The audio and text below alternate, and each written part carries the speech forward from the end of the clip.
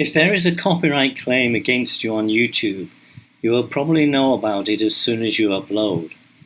If you miss it during the upload process, you can find it under Content and Restrictions in YouTube Studio. That's assuming YouTube software has detected your use of copyrighted content. If it slips under the radar and is later reported by another user, that's another scenario, which I won't cover in this video. So, here I was told there was a claim, and I clicked to see the details and disputed it. So, your channel is not affected and that this is not a copyright strike. The video is still public, but you can't make money from it for now. The next window in the dispute process tells you 3 reasons that are not valid to dispute a claim. If you hover your mouse over any one of them, you get a further clarification of why this is so, and if you then click Learn More, you can find out more still.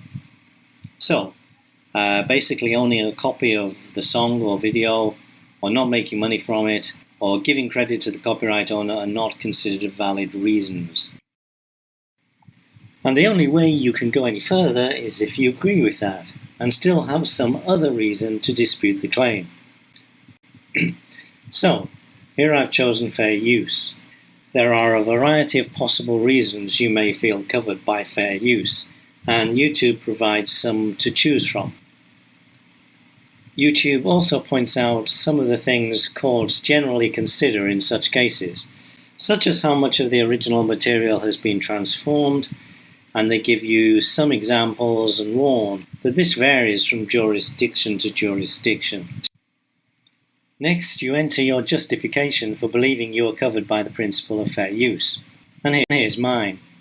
The music used in this video is not the original soundtrack, but an amateur guitarist, spelt wrong, rendition of it. Furthermore, that rendition is only used as a backing to my voiceover, and thus cannot be confused with the original, affected in terms of performance, sales, or in any other way. Don't forget that in 9 cases out of 10, that's the only thing the publisher is really bothered about. You taking away their sales with your free version of the same thing that they are selling. If you are not doing anything that affects their sales, but for example, simply reviewing their song or film, they may even welcome the added publicity. You have to agree to these 3 points and then sign. For your signature, you just enter your full name. And that's it. The dispute is then relayed to the claimant, who has 30 days to respond. If they don't, the case is closed in your favour. So, why did I give this video the title, Copyrights and Wrongs? What's wrong with this copyright claim process?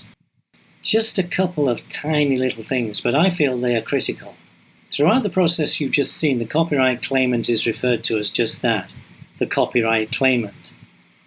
But, interestingly, the claimant is called the copyright owner right at the beginning of the process.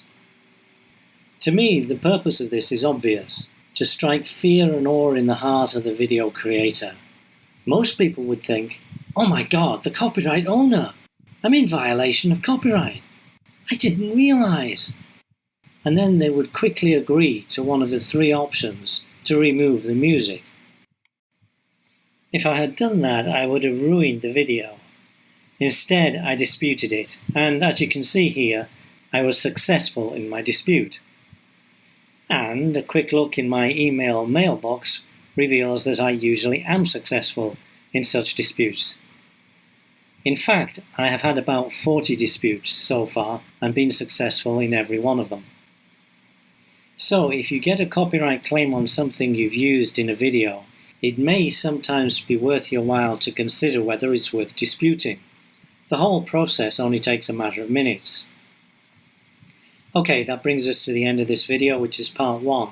I used fair use here as my rationale. In part 2, hopefully next week, I'll take a look at using public domain as the rationale.